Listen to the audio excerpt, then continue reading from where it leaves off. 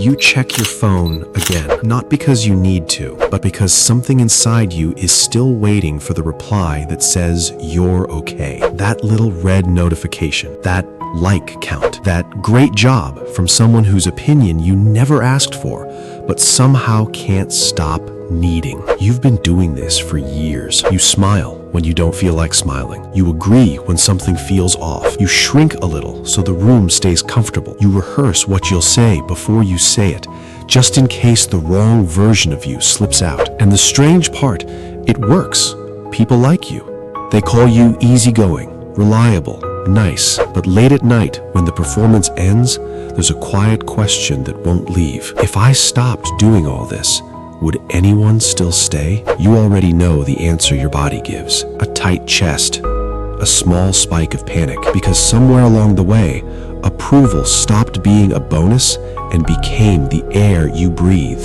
Think about the last time you said no without explaining yourself for 5 minutes, or the last time you shared an opinion that might actually make someone uncomfortable, or the last time you posted something without checking how it would land. Most people can't remember, because the habit is older than memory. It starts early. Parents' face lighting up when you get the grade, a teacher's praise when you stay quiet, friends who stick around only when you match their energy. Then social media arrives and turns the whole thing into a scoreboard you never agreed to play. Every scroll becomes a quiet audit. Am I enough yet? Do they still like me?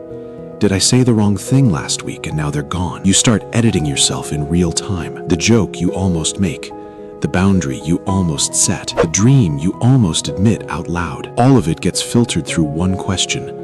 Will this cost me approval? And the cost of that filter is higher than most people realize, because the more you shape yourself to fit, the less of you is actually left to be loved. People fall for the version you present, not the one that exists when no one is watching. So even when the praise comes, it feels hollow, like they're clapping for a character you invented. You get the validation, but it never quite reaches the part of you that needed it. That's the trap. The more approval you collect, the hungrier you become, because it's never really about them. It's about the quiet terror that without their permission, you might not be real. Now here's where it gets interesting. Your brain was not designed for this modern version of the game. It was designed for small groups, where rejection could mean exile, and exile could mean death. So the same system that once kept your ancestors alive now treats a delayed text like a survival threat, a critical comment like a social death sentence, silence like abandonment. That's why the anxiety feels so physical,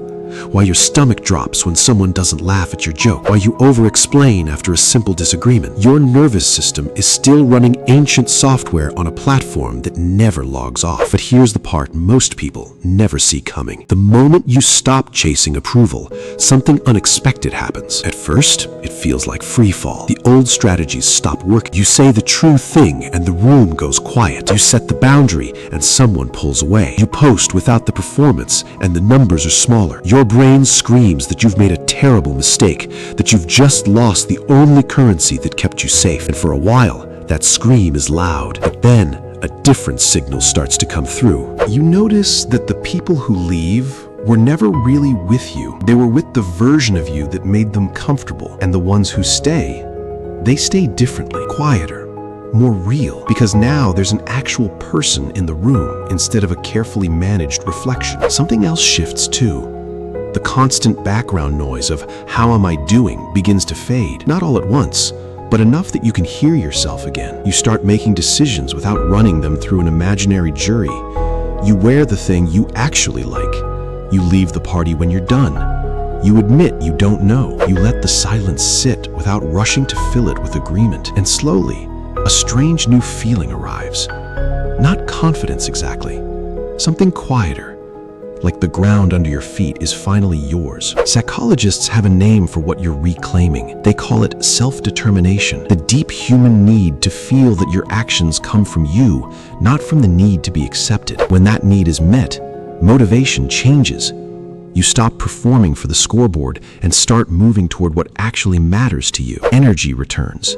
Anxiety drops. Relationships get cleaner because they're no longer transactions. But the real twist is this: stopping the chase doesn't mean you stop caring what people think. It means you stop letting their thoughts write the story of who you are. You can still want connection. You can still enjoy being liked. You can still feel the sting of rejection. The difference is that rejection no longer feels like evidence that you don't exist. Most people never reach this place because the early stages feel like loss. They try to quit cold turkey and the loneliness hits hard. So they go back to the old habits. Smile bigger, agree faster, shrink quieter. But the ones who stay with the discomfort long enough discover something the approval chasers never do. They discovered that the version of themselves they were protecting was never the one that needed protection. The real self was the one they kept hiding. And once it's allowed to breathe, it turns out to be far more solid than the polished performance ever was. You don't become immune to other people's opinions. You just stop treating them like the final authority on your worth. That's the shift. From who do I need to be so they'll stay to who am I when no one is scoring? And once that question becomes more interesting than the scoreboard, everything rearranges. You start choosing people who can handle the real version. You start saying the true thing even when your voice shakes. You start noticing the emptiness you used to fill with likes and nods was never empty. It was just waiting for you to show up. The world will still try to pull you back. There will always be someone whose approval feels like oxygen. There will always be a moment when the old panic returns and whispers that you've gone too far. But each time you stay with yourself instead of reaching for the nearest nod of permission, the panic gets quieter, the ground gets steadier, and the life that forms around that steadiness starts to feel like it actually belongs to you, not the version designed for applause. The one that exists when the room is empty and the phone is face down. That version was never the problem. The problem was believing it needed permission to exist. So the next time the urge rises, the urge to soften the truth, to check the reaction, to adjust yourself just enough to stay safe, pause. Ask the quieter question instead. What would I do if I already knew I was allowed to be here? Then do that. Even if your hands shake, even if someone leaves, even if the likes are fewer, because the people who matter will meet you there, and the ones who don't were never looking for you in the first place. They were looking for the performance, and you were never meant to live inside one.